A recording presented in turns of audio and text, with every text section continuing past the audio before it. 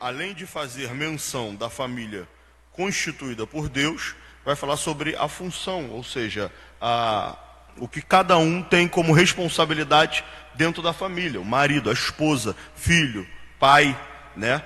E a gente entrando aqui já no tópico de número 1, vai falar sobre a conduta do crente como marido. Então aqui vai abordar sobre o marido, amém? Então a conduta do crente sobre o marido, e a gente vai entrar, vai ficar baseado no capítulo 5, praticamente a partir do versículo 21. Então o primeiro subtópico diz assim: o papel do marido como líder da família. Então a gente começa a observar a palavra de Deus, onde também está escrito lá em 1 Coríntios 11:3. Às vezes a gente não abre da sua referência, tá, Gleison? Fica à vontade. Sim. Com relação a isso. Normalmente a gente lê um ou outro, mas eu já quero ler isso aqui que diz assim: mas quero que saibais que Cristo é a cabeça de todo varão, e o varão a cabeça da mulher, e Deus a cabeça de Cristo. Amém? Ou seja, então aqui ele está colocando o homem como autoridade dentro do seu lar, né? Então, como diz o texto, ele é a cabeça da mulher. Efésios 5:23 vai falar isso daí. Eu estou com duas traduções aqui diferentes. Hoje eu vim forte. Diz assim: pois o marido tem autoridade sobre a esposa, assim como Cristo tem autoridade sobre a igreja. E o próprio Cristo é o salvador da igreja, que é o seu corpo. E aqui a gente vai destrinchar ao longo da revista, tá, irmão? Sobre essa autoridade, sobre a palavra, a grande palavra e guerra que há, né, em volta da palavra submissão, né? E a gente vai tentar aqui explicar essa autoridade e essa submissão, tá bom? Então, Cristo, sim, assim como Cristo é cabeça da igreja, o homem é a cabeça da sua mulher. E, da mesma maneira, sobre a casa ele tem a autoridade e a responsabilidade de liderar, né, esta casa, este lar, esta família, tá? Um ponto interessante aqui que vale ressaltar são os movimentos que tem por aí espalhado, e não estou aqui generalizando, tá bom, irmãos? Porque tem movimento que a gente vê que é sério e tem um objetivo, mas tem outros que é só para afrontar, né, e tentar quebrar o conceito família. Glória a Deus. Hoje está conosco aqui, como sempre, Diácono Alex, ô glória, nos ajudando, jovem Patrícia, Keila, ô glória, minha irmãzona, convidei e veio, e a diaconisa Márcia, amém? Louvado seja o nome do Senhor, glória a Deus. Então vai falar aqui do movimento, e muitos movimentos têm um lado, um viés, que vai contra o modelo de família determinado pela palavra de Deus. Então esse conceito de família, o homem, a mulher, né, ensinar o seu filho no caminho do Senhor, muitas das vezes quer ser destruído por movimentos que tem aí, aonde prega que tudo, ou seja, o que é errado é certo hoje e o que é certo é errado. É isso que estão tentando fazer. Então pega a Bíblia e fala: a Bíblia está errada, é um livro ultrapassado, mas tudo que acontece está aqui. Até hoje acontece e vai acontecendo as coisas. Quando aconteceu a pandemia, todo mundo falou que era Jesus voltando, que ele estava apertando, era o sinal da vinda, né? O que eu vi de gente que botou fotinha de Jesus, só bota foto de outras coisas, não vou falar aqui, estou me controlando. Mas o que botou de foto de Jesus, Jesus pegando, abraçando a nação, eu falei: agora tudo é Jesus. Jesus, olha antes era só, vou falar o nome aqui não, deixa para lá. Amém, irmãos? Então, não ceda de maneira alguma a esse tipo de discurso que vá contra, principalmente, a palavra de Deus. A palavra de Deus é explícita, ela é clara sobre o conceito de família. E se a gente crê nela, a gente tem que segui-la e pronto. A gente não vai entrar em vãs discussões porque não vale a pena. Mas a gente tem que manter firme o nosso caminho no propósito ao qual Deus estabeleceu sobre as nossas vidas. Amém? Aqui eu passo para o nosso amado irmão Gleison, se quiser fazer algum comentário, já entrar no subtópico 2. Então, na verdade, antes de entrar no tópico 2, só para a gente ressaltar aqui sobre o papel do marido como líder da família, na verdade, a visão atual que a sociedade tem sobre esse princípio estabelecido por Deus como marido, cabeça da casa, é, na verdade, uma visão como se o homem fosse o opressor da mulher, submetendo a ela certa escravidão. Na verdade, a gente vai entender, de acordo com a lição, no decorrer da lição, que na verdade são princípios estabelecidos por Deus de modelos estabelecidos. Então, aqui na lição, vai deixar bem claro, só para a gente complementar aqui. No tópico 1, na verdade, a sociedade tem a visão de que o marido, segundo o que a Bíblia estabelece como princípio, o marido como cabeça da casa, a mulher ela se coloca como se fosse numa opressão, né, numa escravidão. Então, a ideia de cabeça que as pessoas têm é o controlador, o dominador. E, na verdade, não é essa a concepção bíblica, né, de opressão, de imposição. Na verdade, a gente vai entender, de acordo com a lição, que a submissão da mulher está entrelaçada em outro sentido. Não somente na questão de obediência, mas que depende muito mais das ações dos homens para que elas se submetam a essa liderança do que uma imposição dos próprios homens. Sobre o tópico 1 aqui, só um comentário antes de entrar no tópico 2, o papel do marido como líder da família. A lição ela vai pontuar o seguinte, tá? No tópico 1, aí, no segundo parágrafo, vai dizer assim, ó, ela mostra um modelo de relacionamento do casamento cristão, isto é, o marido deve liderar sua casa do mesmo modo como Cristo lidera a igreja, visando o seu absoluto bem-estar. Então, se o modelo de liderança cabeça é Cristo e o modelo de esposa é a igreja, a gente entende que Cristo em nenhum momento impõe sobre a igreja uma escravidão, mas a igreja voluntariamente, por amá-lo, vai obedecer, submeter. E aí é isso que a gente precisa entender. Então, só para fechar o tópico 1, a sociedade tem uma visão totalmente contrária aos princípios estabelecidos por Deus. O marido ele não é o opressor, a mulher não é uma escrava. Na verdade, o marido ama a mulher e, mediante o amor do marido, a mulher voluntariamente se submete, entre aspas, à submissão ou à missão estabelecida por Deus sobre o marido. Entrando aqui no... Quer comentar? Tópico 1? Posso continuar? Só para a gente finalizar aqui o tópico 1. Aí no último parágrafo, aqui no final, vai dizer assim, ó, nas Escrituras, o modelo cristão está fundado no amor e no respeito mútuo. Aí a referência que tem aqui é João capítulo 13, versículo 34 e 35. Eu só quero ler o versículo 34, que diz assim, um novo mandamento vos dou, amai uns aos outros, como eu vos amei. Como eu vos amei, amai também uns aos outros. Nós vamos entender que dentro dos 613 preceitos, Deus vai reduzindo nos 10 mandamentos. Após os 10 mandamentos dados a Moisés, agora Cristo vai reduzir os 10 e resumir em 2. E quais são os 2 de todo o resumo? Amar a Deus acima de todas as coisas e amar ao próximo como a ti mesmo. Então, isto é um princípio estabelecido por Deus. O quê? O amor. E aí a gente vai entender na visão grega sobre o amor, ágapes, eros, enfim. Mas o amor que Paulo no grego vai estabelecer nesse texto de Efésios, a gente mais para frente vai falar sobre isso, é um amor diferenciado entre o marido e a mulher e o marido. Vamos entrar aqui no tópico 2 da lição, os irmãos que estão nos acompanhando, os que chegaram aqui, nós estamos no tópico 2. O amor como elemento primordial. Então nós lemos aqui que, na verdade, o amor é o que vai estabelecer um princípio, né, determinado por Deus para que a mulher. Deixa eu só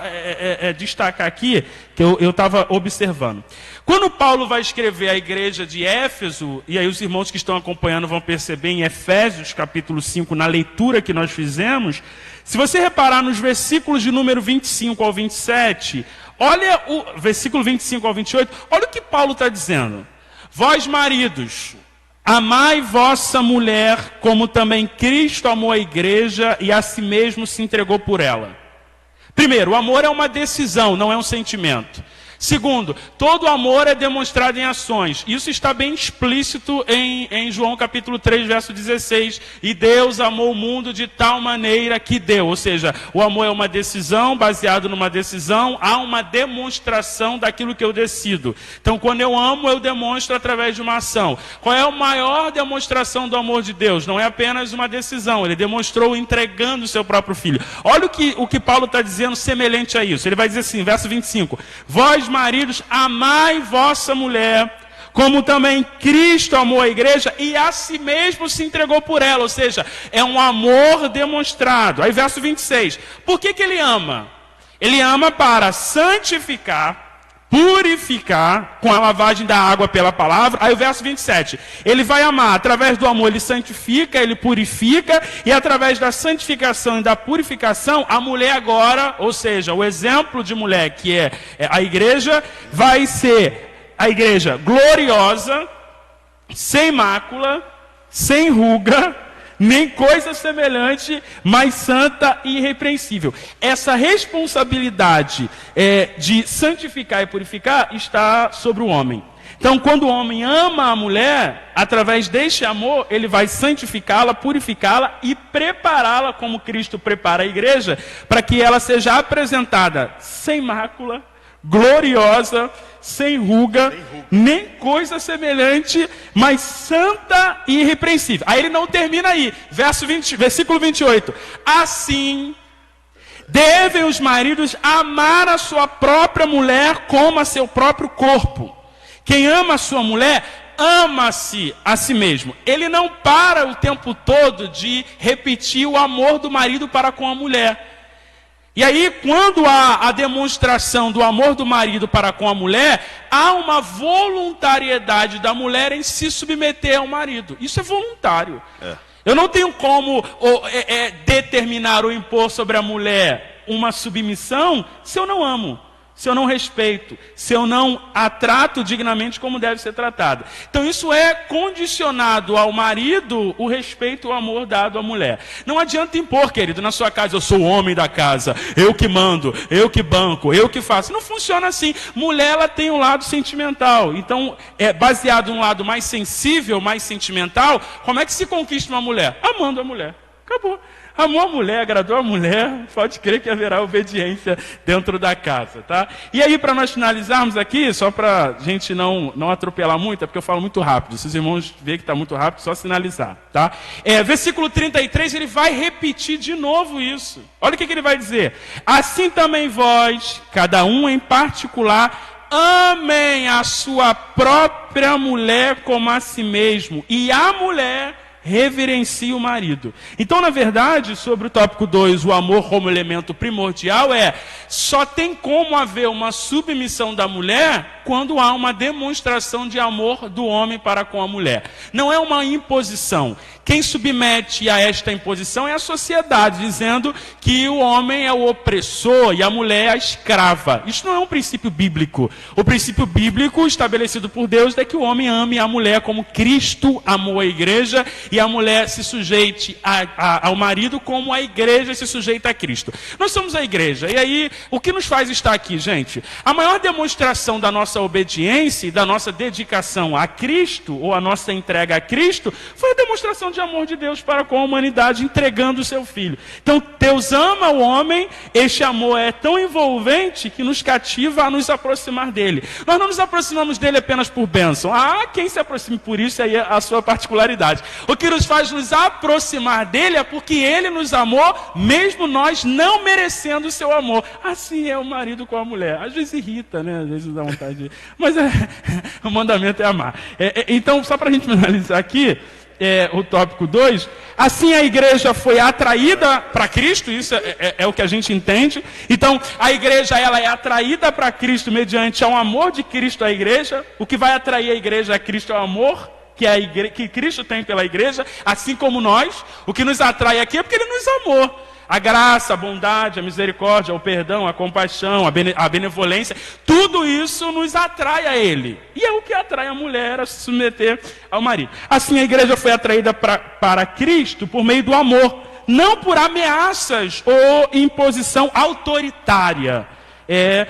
Desse modo, os maridos devem também manter a união e a harmonia conjugal por meio do exercício do amor. Então a gente precisa entender que não é uma imposição, não é uma determinação autoritarista. Eu mando, eu supro, eu que coloco, desculpa o termo aqui, mas vamos, favelation. Eu que sustento a casa, eu que coloco comida na mesa, sou eu que coloco comida nessa casa, então eu que mando aqui. Não é um autoritarismo, gente. A mulher vai se submeter mediante ao amor. E aí eu estou dizendo baseado na Bíblia, tá? Isso aqui é Bíblia. Contextos e princípios bíblicos estabelecidos por Deus, tá? E aí, esse é o tópico 2, o amor como elemento primordial para que a mulher possa se submeter. E aí, lá na frente, a gente vai falar sobre isso, mas deixa eu só pincelar aqui para a gente concluir. Pincela. Porque a gente está falando de amor, mas a gente precisa explicar que amor é esse que Paulo está determinando sobre isso. o marido na mulher. Dentro deste amor aqui, Paulo vai, no grego, mediante a sua escrita, ele vai determinar aqui o amor ágapo, ou seja, esse amor expressa o amor desinteressado. Um amor que se compromete conscientemente a procurar o bem-estar da pessoa amada, independente do custo pessoal. Ao decidir colocar o bem-estar da esposa em primeiro lugar, pois é isto que ágapo implica. O marido voluntariamente sujeita seus próprios interesses às necessidades de sua esposa e, portanto, sujeita-se a ela em uma atitude de reverência a Cristo. Ou seja, esse amor ágapo é um amor sem interesse. Ou seja, eu não amo para que ela me reverencie. Eu amo porque eu devo amá-la como Cristo ama a igreja. E aí, irmãos, é uma pergunta que cabe a nós fazermos. Jesus apenas nos ama quando nós o agradamos, ou ele também nos ama independente de agradá-lo? Então é isto que é estabelecido. Eu não amo, Cristo não me ama somente quando eu obedeço. O amor dele é tão incondicional que ele me ama mesmo quando eu não obedeço. Então, o que está sendo determinado é, o marido precisa amar a esposa, independente se esta está correspondendo às suas, entre aspas, os seus interesses pessoais. Ele precisa abrir mão dos seus interesses pessoais em amor à esposa, para que essa possa se submeter à missão determinada por Deus ao marido. E aí a gente corre aí para o tópico 3. Interessante disso aí que o Gleison está falando, irmãos. Romanos 5,8 vai falar assim: mas Deus prova o seu amor para conosco. Ele prova, ele não diz, ele não fala da boca para fora.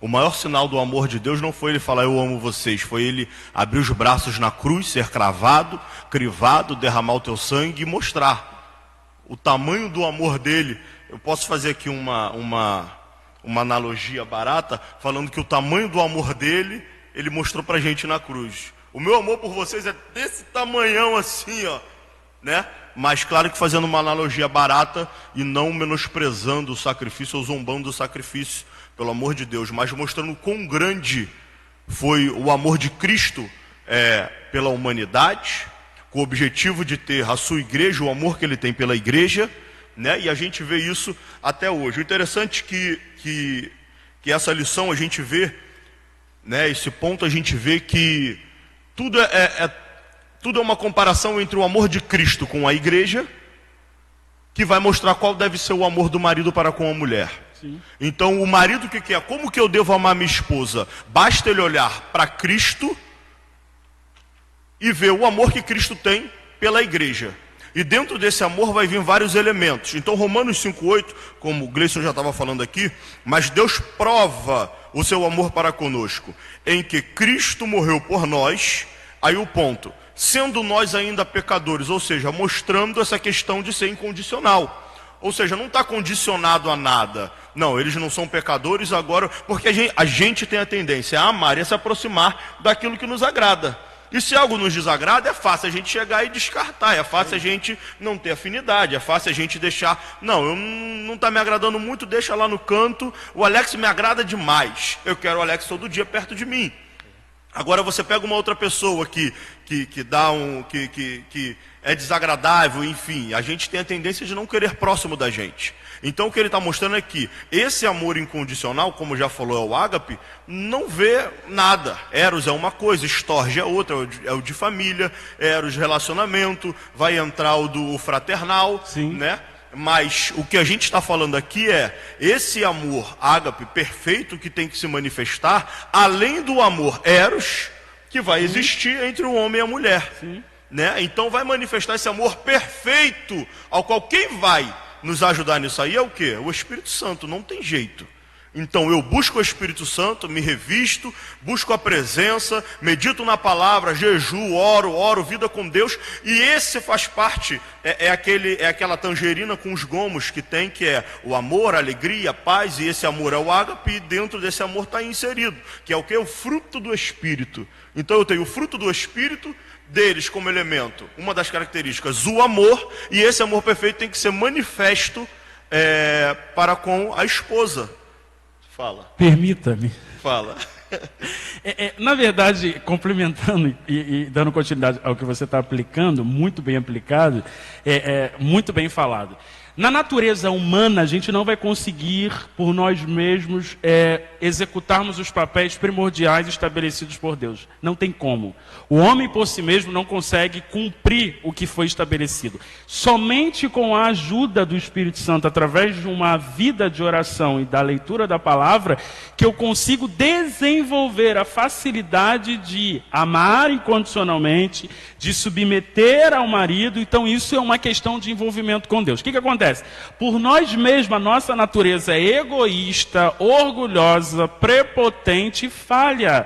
Nós, como seres humanos e homem natural, gente, a gente, na verdade, não quer submeter nem ao chefe do trabalho, nem ao patrão do trabalho, nem ao supervisor, o coordenador, o porteiro, o gerente, o supervisor da limpeza do trabalho. Em nenhuma área a gente tem esta facilidade de nos submetermos como uma natureza humana, porque na verdade isso é uma natureza humana em não nos submeter. Mas quando há um envolvimento com o Espírito, a leitura da palavra, uma vida de oração, eu tenho a disposição de perdoar, de amar, de envolver, de acreditar, de investir, e automaticamente isso gera o fruto do Espírito. E aí o que é interessante do fruto do Espírito? Permita-me, a gente vai, aí vem tudo. O que é interessante do fruto do Espírito? Na verdade, o fruto do Espírito, a gente entende o seguinte: o fruto só é manifestado mediante uma árvore. O fruto é o resultado de uma árvore, de uma plantação. Ou seja, uma plantação que está enraizada, bem consolidada, alimentada e vai gerar o fruto. Ou seja, eu só manifesto o fruto do Espírito quando estou enraizado em Cristo, frutificando em Cristo, porque foi o que Jesus disse: eu sou a videira verdadeira, vós sois os ramos. Ou seja, se não tiver em mim nada, vai fazer. Se não tiver em mim nada, funciona. Se não tiver em mim fruto, não dá. E se não der, eu corto, eu podo. Então assim, a gente só vai frutificar se estivermos nele. E para estar nele, oração, jejum e palavra. Não tem outro método. É o único caminho. Amém? A gente vai aqui, só Deus, olha. Meu Deus do céu. Então, irmãos, a gente vê que esse amor foi incondicional, ou seja, não está baseado em nada, tá? Simplesmente ama e acabou. E é altruísta, ou seja, não olha para si, ele olha para o outro. No caso aqui, Cristo, ele olhou para a igreja, né? Porque se ele for olhar e ver bem, ele começa a iniciar a igreja. Ele começa a montar a igreja, mas tem uma base para ele montar. E a base são os 12 discípulos.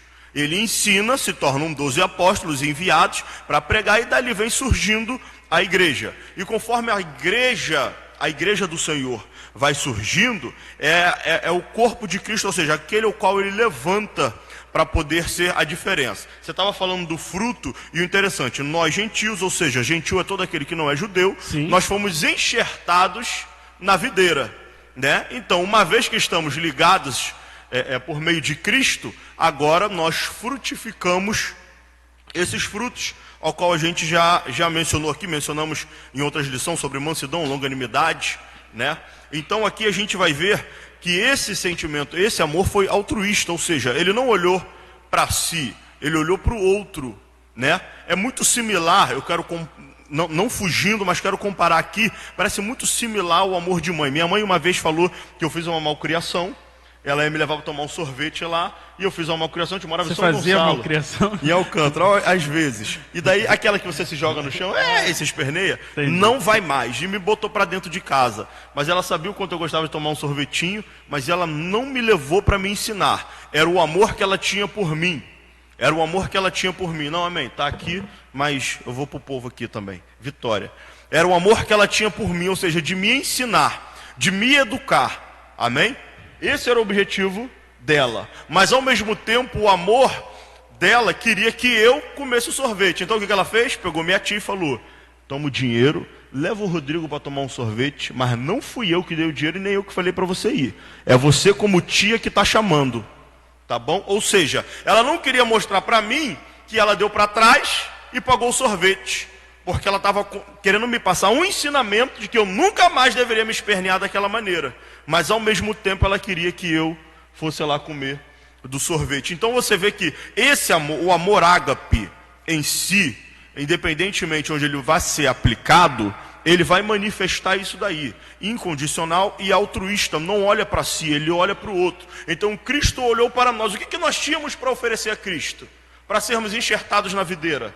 Nada. Como diz Romanos, ele nos amou mesmo sendo pecadores. Mas aí ele é que nos transforma, nos muda, nos molda na pessoa do Espírito Santo, para que nos enquadremos no centro na vontade dele, no centro da vontade dele. Amém? Então a gente vê esse sentimento, e da mesma maneira o marido vai ter que amar a esposa com esse altruísmo e incondicionalmente. Ou seja, ele não vai olhar para si, ele vai ter que olhar para a esposa. Presta atenção, amar não é mimar. Amar não é fazer todas as vontades. Deus não faz todas as nossas vontades. Amar, ele já deu início aqui e falou, fala sobre zelo, sobre cuidado, sobre provisão, né? E não fala isso só da parte financeira. E aqui eu já entro aqui no subtópico 3, que vai falar o cuidado do marido à esposa. Então ele enfatiza que a esposa é parte do marido. O Gleison já estava falando aqui sobre a questão do corpo. Uma vez que casou, torna os dois uma só carne. Se torna uma só carne, é do marido, é o marido também. Então ninguém vai fazer mal a si mesmo. Entendo, é difícil.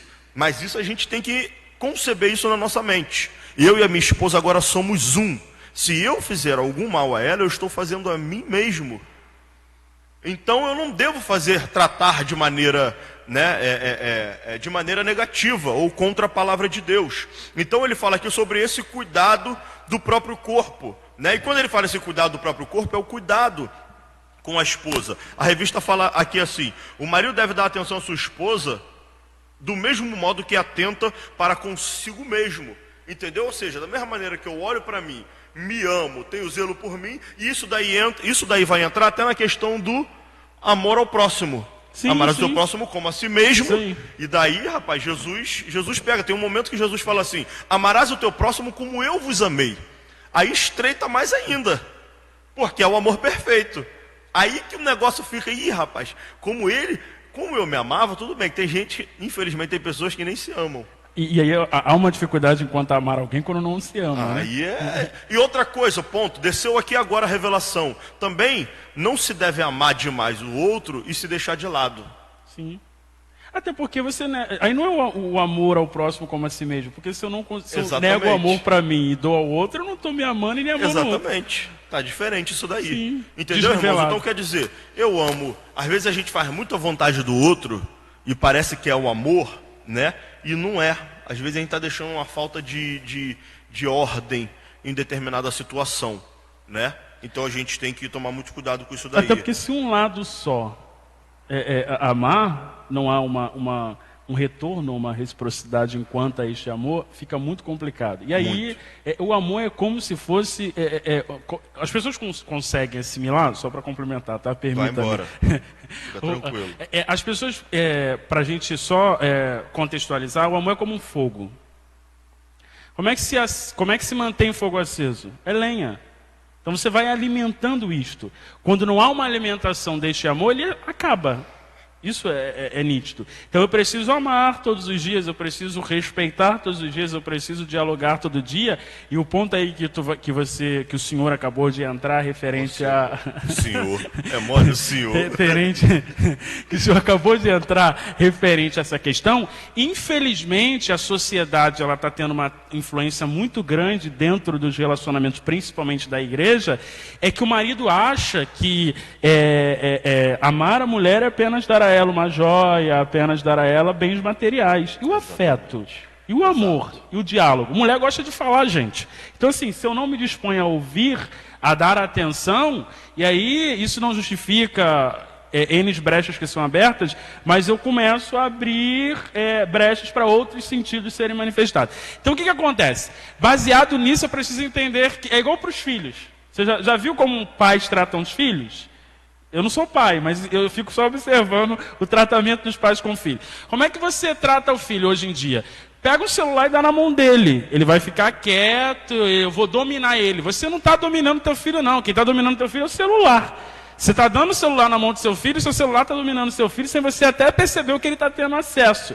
Porque a ideia de domínio que hoje a sociedade está impondo sobre os relacionamentos é dar tudo o que eles querem, assim eles vão se submeter. E aí o pai dá o carro, o pai dá a bicicleta, o pai dá o celular, o iPhone 11, uma criança de 10, 11 anos que não tem nem noção do quanto que é 5, 6 mil.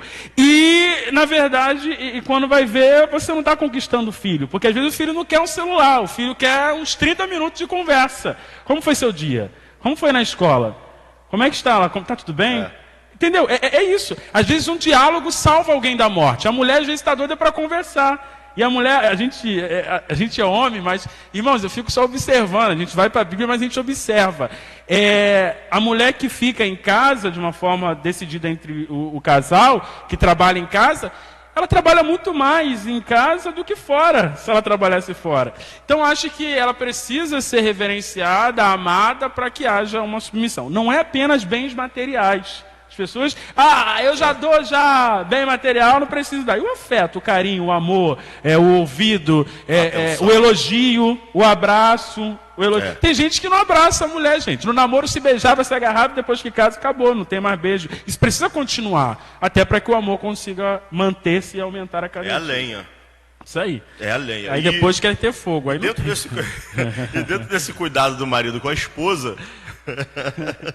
Dentro desse cuidado do marido com a esposa, vai mostrar aqui a questão da proteção, né, da provisão, como a gente já estava falando aqui, de prover uma vida digna. E o Gleison já muito bem falou aqui dessa questão que não é só material, tá? Mas a questão do cuidado no tratamento, né? Outro ponto interessante que fala aqui na revista é a questão de manifestar esse amor de forma pública, né? Sim, irmãos, o amor de forma pública, a gente está falando aqui normal. E também de forma privada. Isso. Não adianta querer, vou mostrar para fora para todo mundo e em casa só misericórdia. Ou para fora eu vou ficar todo travado, ou a vergonha vai me tomar e eu não posso manifestar um sentimento de amor, de carinho, porque isso não pode ser impedimento. Tem que ser notório o relacionamento, o sentimento de amor, tanto externo e principalmente interno. E quem tem uma família, homem, mulher, claro que a gente está falando do marido com a esposa, mas quem tem uma família, os filhos vão ver isso, né? Ali já entra uma forma de aprendizado do crescimento do filho, eu não quero adiantar porque está lá na frente, mas do aprendizado do crescimento do filho e ver, poxa, o tratamento que painho tem com maninha, não, o tratamento que o meu pai tem com a minha mãe, é a Deise que fala assim, que o meu pai tem com a minha mãe, nossa, é interessante. Ele vai crescer vendo aquilo, e ele vai saber no futuro, ele vai lembrar, pode ter certeza, vai ficar entranhado nele, a forma dele proceder futuramente, quando tiver uma família. Até, permita-me, por favor. Que acontece? Sobre essa questão da demonstração pública e particular, isso é muito interessante, muito interessante. Porque hoje, os irmãos estão percebendo que em todo tempo eu estou repetindo sociedade, porque a gente está dentro de uma sociedade que está impondo sobre nós, influenciando de alguma forma o relacionamento em geral, seja ele cristão ou não, onde hoje a gente se assusta se a gente vê nas redes sociais alguma declaração de amor. Por que um susto sobre isso, se na verdade é independente? Porque tem pessoas que falam assim, não adianta nada botar na rede social que ama e particular não viver aquilo. Você vive no particular da pessoa? Às vezes não. É um amor que está sendo expresso mediante ao que de fato no particular se mantém. Então, às vezes, a sociedade está tão assustada com essa demonstração de amor, que hoje se você postar uma foto na rede social com o seu esposo e colocar, eu também, e colocar sobre eu te amo, você é a mulher da minha vida, a mulher dos meus sonhos, a melhor coisa que me aconteceu, isso é falsidade. Por que seria falsidade? Então eu preciso demonstrar publicamente esta mulher de uma forma com que ela se sinta, eu também quero, tá, querido? Ela se sinta bem, ela se sinta respeitada, não somente no particular, mas também no público, e não somente no público, mas também no particular. A mesma dimensão da demonstração em particular, obviamente que existem coisas que são mais particulares, sim, óbvio, não lógico, públicas. Mas eu preciso, um exemplo, quando você vai numa igreja, seja ministrar, seja pregar, seja cantar, seja adorar, sabe lá quais sejam as funções que você exerce, você precisa em um momento apresentar a sua esposa. Existem aí, com todo respeito, eu estou preparado para apanhar, não tenho medo não, isso está na rede social, existem pregadores, existem pastores, existem obreiros que não apresentam a sua esposa e não andam com elas. Obviamente que existem as suas particularidades da dificuldade, problema de saúde, outras que cuidam dos lares, mas isso é um grande perigo para a igreja enquanto a isto. Não basta apenas ter uma aliança, ela é adjuntora, ela está do meu lado, então eu preciso demonstrar a minha esposa. Tem obreiro que a gente nem sabe que é casado, porque a gente nunca viu ele com a esposa, nem em rede pública, nem em particular. Então isso precisa ser avaliado. Isso não é um julgamento, mas é algo que a gente precisa se atentar. Preciso estar aqui comigo a minha esposa, estar aqui comigo a minha noiva. Isso é uma forma de reverenciá-la, respeitá-la e um afeto. A mulher gosta disso, gente. A mulher gosta de ser, entre aspas, não adorada, mas reverenciada. Isso é bom, isso faz bem para a autoestima dela. Ainda mais a mulher que tem aquele período que está bem, que não está bem, que se sente mal, se sente bem, já reparou isso? Ela acorda um dia se amando, outro dia ela mesma acorda se rejeitando. Então o homem precisa ajudar nesse sentido. Então, não somente no particular, mas também em público, principalmente. E tem gente que consegue, o pastor Cláudio Duarte, ele é muito bom nisso, ele disse aqui, só para a gente acrescentar. Tem gente que responde o marido, a mulher responde o marido, e o marido responde a mulher de uma forma totalmente ignorante e arrogante, que não responde a irmã da igreja. É muito interessante isso. Então eu trato bem quem é de fora e trato mal quem é de casa. Isso não é um princípio estabelecido por Deus. Eu preciso tratar bem de casa, aprendendo a tratar bem de casa, para que eu também trate as pessoas de fora. E a gente precisa aprender isso. E hoje em dia, os jovens não querem casar, muitos deles. Por quê? Porque o maior exemplo de casamento tem sido dos pais. Os pais, infelizmente, discutem a gente está tratando de família. Os pais, infelizmente, discutem na frente dos filhos. Os pais, infelizmente, brigam na frente dos filhos. É natural, irmão, somos seres humanos. É natural, não estou aqui dando atestado de perfeição. Mas eu preciso ter sabedoria em Deus, porque quarto fechado, irmão. Fecha a porta e resolve teu problema lá. Para que o teu filho não entenda que casamento não presta, casamento não é bom, casamento... Eu casar? Eu já ouvi de jovem isso. Eu casar para ter o casamento igual do meu pai, eu casar para ter o casamento igual da minha mãe, sofrer igual minha mãe sofre, sofrer igual meu pai sofre. Olha o que minha mãe faz com meu pai. Isso não é exemplo. E isso não está tratando de pessoas, eu sei que isso é rede social, queridos que não são cristãos, a gente é humano como vocês. Mas tem gente que infelizmente se comporta assim. Por mais que somos humanos, alguns infelizmente não se dão um exemplo disso. E aí a gente tem um maior índice de jovem hoje que não querem casar. Camarada tem 29 anos, 30 anos, filhinho de papai e mamãe, porque ele não quer casar. Ele não quer sair de casa. Pode continuar. Sem contar os que se abrasam, né? Mas aí vai para outro... Deixa esse negócio aqui quieto. Amém? A gente vai entrar aqui no segundo tópico. O segundo tópico vai falar a conduta da crente como esposa. A conduta da crente como esposa. Eu já vou deixar ele entrar aqui no primeiro subtópico. Então aqui vai falar sobre, dentro da analogia que foi dada por Paulo, né? Foi falado do homem como Cristo em amor à igreja. E comparando a mulher, como aqui estou falando, a mulher como a igreja. Então vai mostrar agora como que é a conduta da igreja para com Cristo e da mulher para com o seu marido. Vamos entrar no primeiro subtópico, o conceito da submissão cristã. Gleison, pode entrar nisso aí. Então, como nós havíamos falado, a gente precisa entender, de fato, essa questão da sujeição e submissão, tá? Que são palavras sinônimas no sentido do significado. Na verdade, a gente precisa entender o seguinte: esse papel da mulher como submissa, repito aqui o que nós iniciamos, talvez alguém chegou agora, não é um papel imposto como uma escravidão ou uma imposição. A mulher não é escrava. Tanto é que você vai estudar a história da mulher na sociedade, seja ela judaica, seja ela na sociedade grega ou na sociedade atual, você vai ver que há um desenvolvimento da mulher. Tanto é que aqui a gente vai entender, não vou correr não, tá? Mas só para a gente pincelar. No tópico 2.2, a condição da mulher cristã, você vai ver que na cultura judaica a mulher ocupava uma posição secundária, ou seja, ela era propriedade de um homem. Eu vou precisar citar até para poder complementar o 1, senão... Vai 1 tá? e 2. Isso. Pode 1 Desculpa, e 2. perdão. Tá perdoado. Essa, das 490 perdões que você tem direito, essa já é o 18º. Eu acho que até meio-dia dá para... Ainda sobra algum, né? Vai. Pro resto do dia. Sobre essa questão da cultura judaica, a mulher ela ocupava uma posição secundária, ou seja, ela era propriedade do homem. Na grega, a mulher ela era tratada como inferior, ou seja, era escravizada. Olha o padrão da mudança que Jesus vai estabelecer quando ele se encontra com a mulher samaritana. Não é apenas uma briga cultural. Na verdade, cultural referente à religiosidade. É cultural referente ao tratamento da mulher. Tanto é que quando Jesus está lá em frente ao poço e ela se depara com ele, a primeira coisa que ela vai questionar é: não. Judeus não podem se comunicar com o samaritano e nem vocês, uma mulher, se comunicar com um homem. Porque, na verdade, ela vai ter esse ensinamento cultural. Então, Jesus vai estabelecer ali já uma mudança de comportamento. O quê? Determinando que a mulher, nesse caso, não é que ela vai literalmente se igualar, mas no Evangelho de Cristo, as mulheres agora elas alcançam a posição de dignidade semelhante aos homens. Dignidade. Os papéis são diferentes, mas a dignidade ela é igualada. Então, o conceito da submissão, o que é submissão? É estar de acordo com a missão do marido.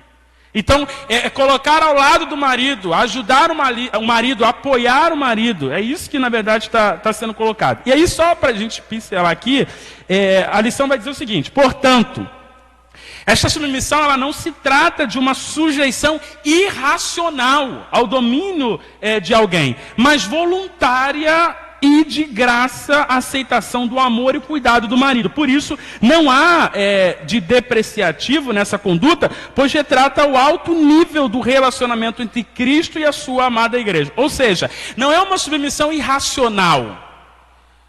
A mulher não é uma mulher escravizada, ela não está agindo de uma forma irracional, ela está agindo conforme o amor do marido para com ela e de uma forma voluntária e grata, ela submete à missão do marido. Não é um animal onde foi posto um cabresto. Isso aí, não é um animal, um passarinho que você pôs numa gaiola e aí você coloca lá a comida e a água e acabou. Não, é uma forma voluntária, há uma liberdade, há uma dignidade, há um afeto, há uma comunhão, há uma comunicação baseada num relacionamento interpessoal. Posso? Pode, claro. Isso daí me remeteu à ideia de uma empresa e a gente como empregado. Se a gente está numa empresa que atrasa pagamento, que te trata de qualquer maneira, que não te vê como pessoa, mas como objeto, a tendência é a gente não querer trabalhar naquela empresa ou não ter a vontade, quando sai de casa já sai desanimado para trabalhar. E se você pega uma empresa que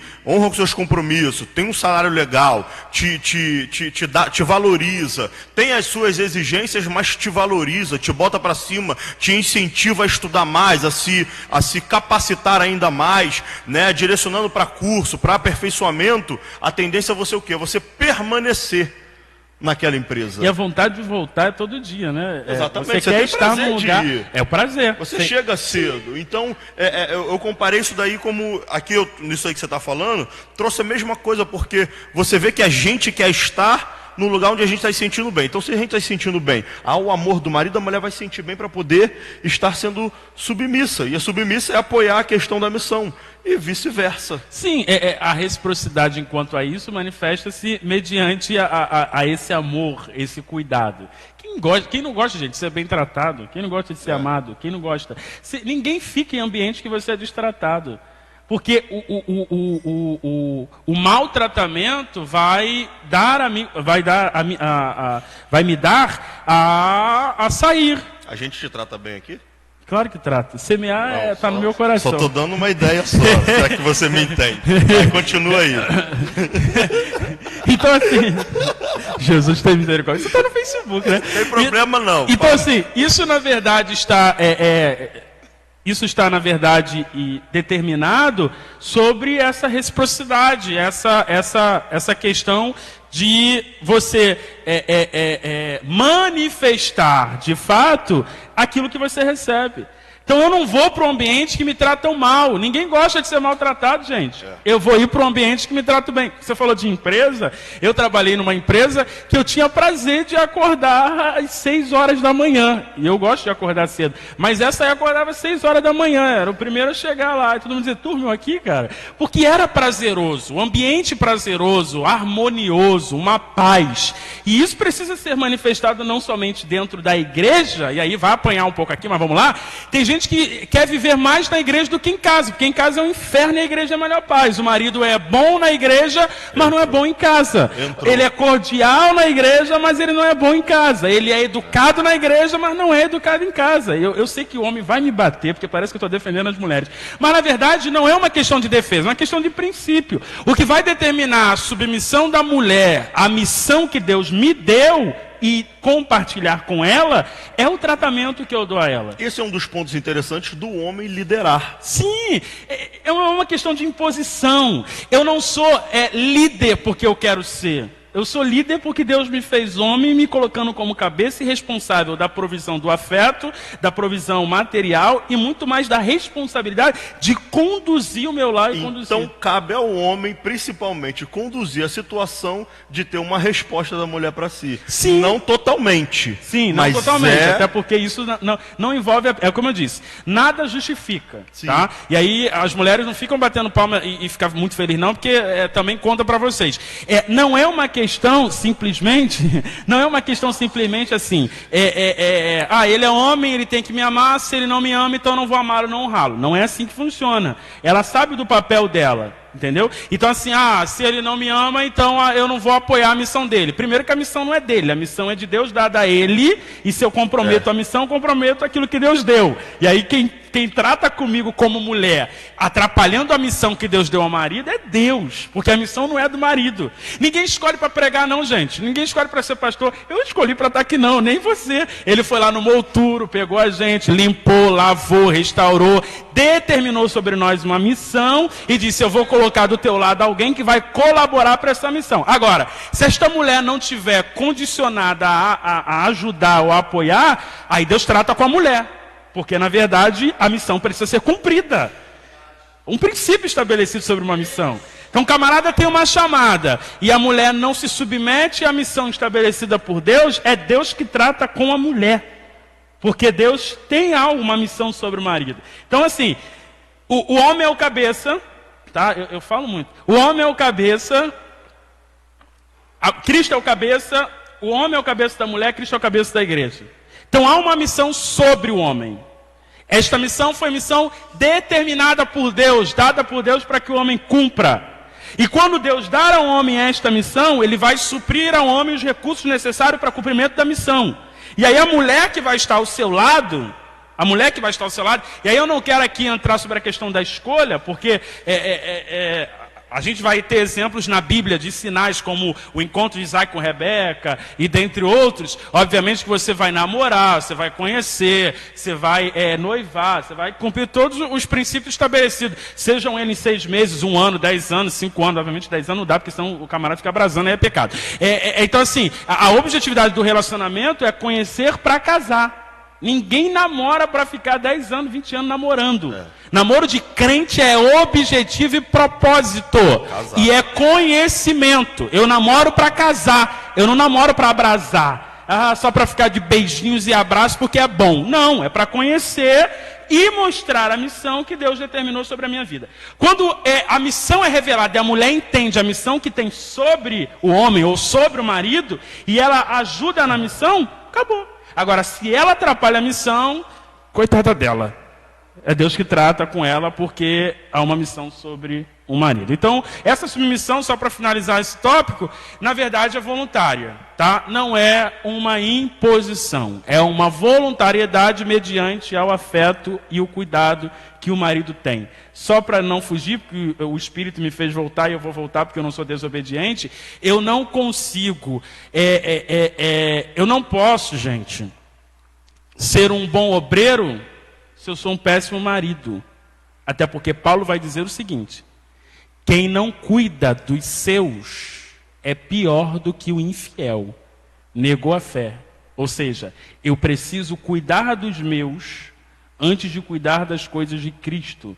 Não é uma questão de trocar prioridade. Buscar primeiro o reino de Deus. A gente acha que buscar primeiro o reino de Deus é o seguinte: deixa a mulher, a criança e vou cuidar da obra de Deus. Não, irmãos, tem mulher que, um exemplo básico, nós que somos assembleianos, Assembleia de Deus. A escola dominical é 10 horas da manhã, termina basicamente, vamos dizer, meio-dia. Depois da escola dominical tem o ensaio das irmãs, que as irmãs cantam, então tem o ensaio. Depois do ensaio, depois da escola dominical tem ensaio. Aí a irmã fica, o marido não é crente, a irmã fica até 2 horas da tarde na igreja. Mas ela não fez a comida, ela não deixou a comida pronta, não avisou o marido que vai ter ensaio, que ela vai ficar na igreja, vai precisar chegar tarde, mas a comida está pronta. E ela quer que o marido se converta. Nunca vai se converter. Porque ele vai entender que a igreja é uma competição. É como se a igreja fosse a amante. Literalmente. E está ganhando dele. Está ganhando dele, porque ela fica mais tempo na igreja do que mais tempo com ele. Aí para onde ele vai? Não justifica, mas ele não tem temor, ele não tem Deus. Para onde ele vai? Vai para o bar, porque no bar ele tem atenção, no bar ele tem os amigos que ouvem, no bar ele tem amigo que compreende, no bar ele tem amigo que dá a atenção devida à carência que ele tem. E a mulher está na igreja, pulando no poder, sapateando, mas perdendo o marido. E Deus está levando isso em consideração? Não, irmãos. Porque na verdade a prioridade é a família. Então eu não posso ser um bom obreiro se eu sou um péssimo marido. Eu preciso ser um bom marido para me tornar um bom obreiro. Tem gente que é um excelente obreiro, mas é um péssimo marido. Tem irmã que é uma excelente irmã de ciclo de oração. Eu vou apanhar muito, mas eu estou tranquilo. É uma excelente mulher de ciclo de oração, mas é uma péssima esposa. Então há uma equidade enquanto a isso. Isso precisa haver uma equidade enquanto a isso. Isso precisa haver, isso precisa ser mais confrontado. A gente está muito mais focado no dom e no talento e não no caráter. Enquanto o caráter é o que prevalece para que seja determinado aquilo que Deus vai fazer sobre as nossas vidas. O camarada pode pregar bem, cantar bem, vou descer fogo na igreja. Mas se ele não honra a mulher, se ele não o filho não é submisso a eles, tem alguma coisa errada. Porque a igreja começa dentro da sua casa. A casa é uma extensão da igreja. Eu não posso apenas requerer da igreja um respeito sobre a missão que tem, se nem o filho obedece e respeita a missão que eu tenho dentro de casa. Então é o teu filho que tem que te ver como pastor, é o teu filho que tem que te ver sobre pregador. Eu não sou casado, mas eu costumo dizer o seguinte, que eu preciso que meus irmãos, eu preciso que o meu sobrinho, que hoje, de uma forma indireta e direta, eu consegui influenciá-lo. Hoje eu vejo meu sobrinho pregando e ele diz, foi através do Senhor que eu comecei a pregar. Isso não é soberba da minha parte, mas isso alegra o nosso coração de entendermos o seguinte, se eu ganhei um sobrinho, eu ganhei o reino, gente. O que adianta ganhar o mundo todo e perder a sua casa? Vai todo mundo para o céu. O vizinho, a igreja X, vai pregar em tudo quanto é igreja. Quanta agenda você tem? Quantas vezes você pregou no ano? Mais de 10.000 igrejas que eu preguei. E a tua mulher? Está desviada. E os teus filhos? Desviado. O que adiantou? Obviamente não estou responsabilizando a totalidade do desvio dos filhos sobre os pais. Mas existe uma culpabilidade que não pode ser evitada e ser falada. Desculpa aí tocar em feridas, mas precisa ser tratada. Agora começa lá. 6 horas, 6h30, o culto lá começa que hora? Eu nem sei se eu vou estar lá, 6h30. Se deixar eu vou. Eu vou até às 5h30 aqui. Amém? Ô, glória a Deus. Querido, só entrando aqui no ponto aqui, para a gente encerrar já esse tópico 2.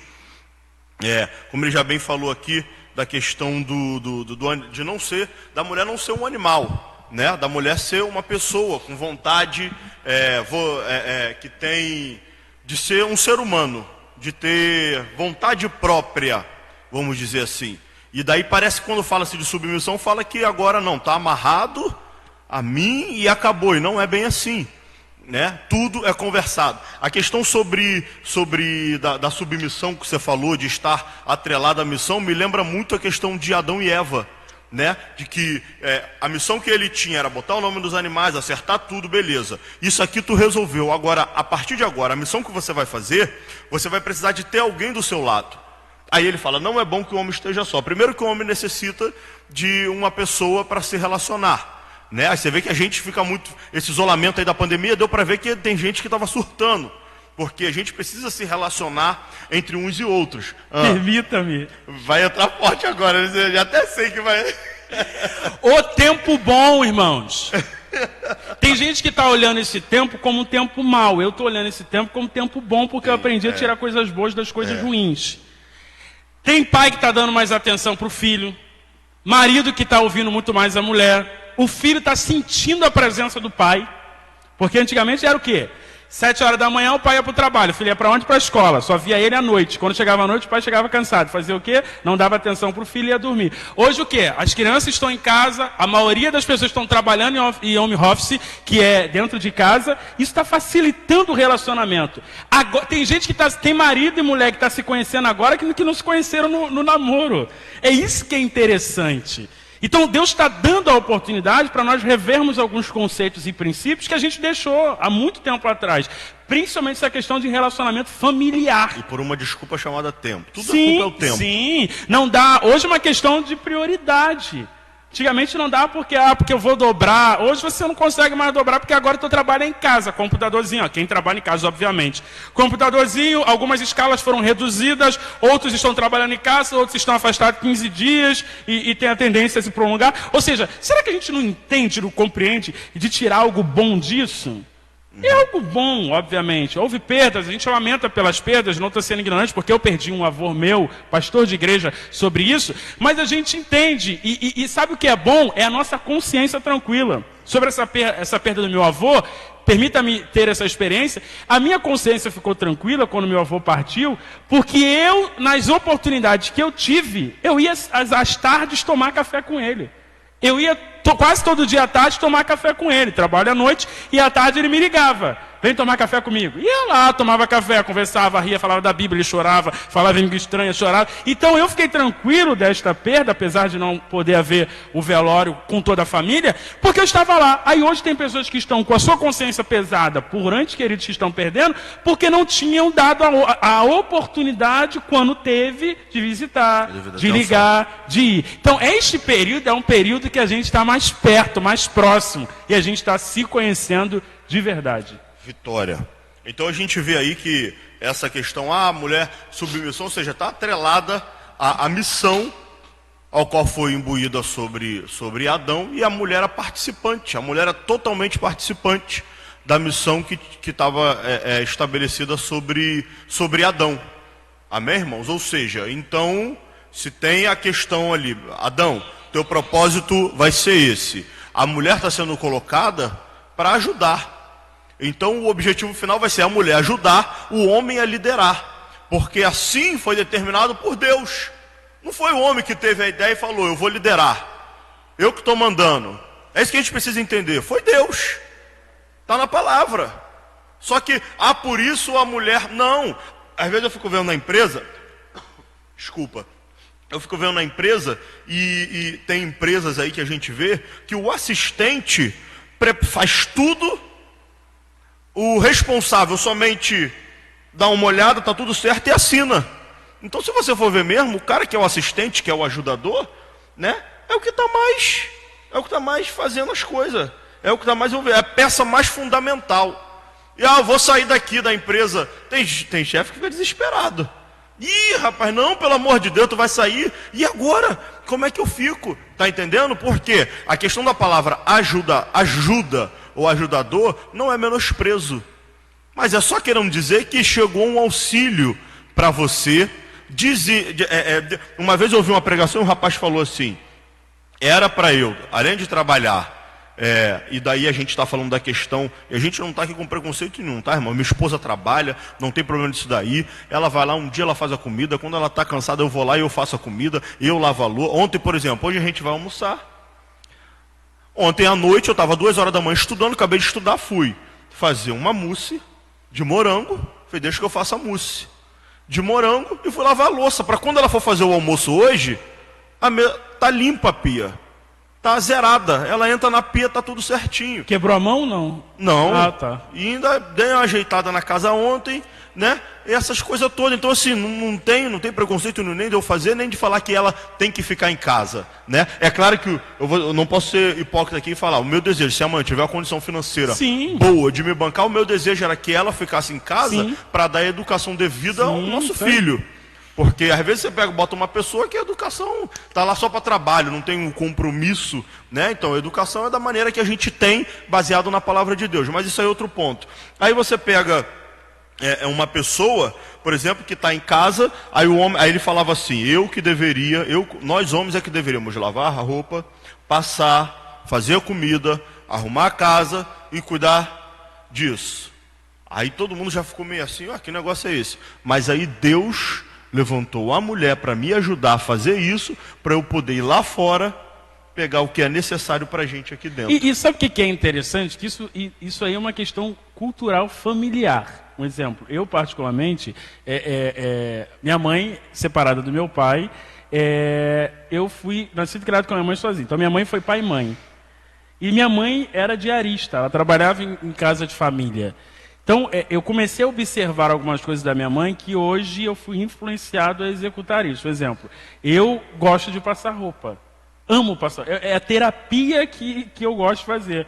Então, é algo assustador. As pessoas quando ouvem isso da minha parte, 29 anos, não com uma questão de ser homem, mas 29 anos, um jovem que gosta de passar roupa, isso é coisa, eu tô doente. Eu gosto de passar as sociais. É isso. Eu gosto de passar roupa, eu gosto de fazer faxina, eu gosto de arrumar casa. Essa doideira de tirar um móvel daqui, botar ali, e mudar isso, mudar aquilo.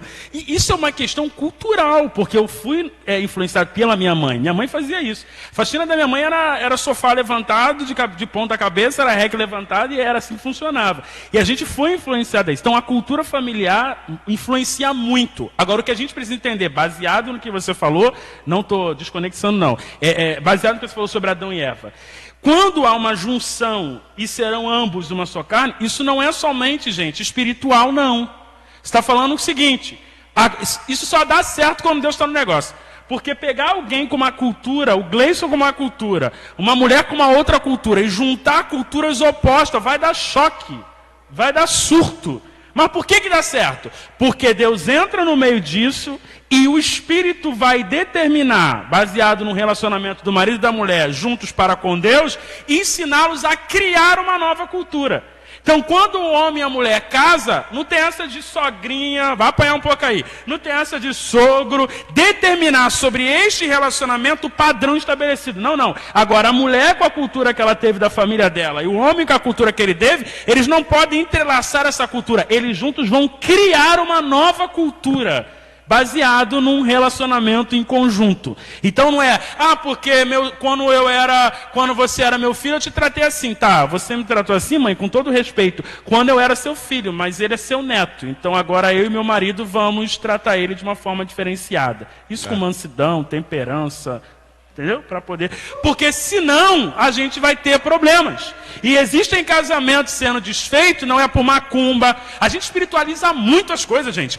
Macumba que fizeram com fotografia. Macumba, não. São sogras, sogro, que entram em relacionamento e determinam cultura que não cabem a eles determinarem. E aí acaba havendo essa competição. Então, você mulher, casou?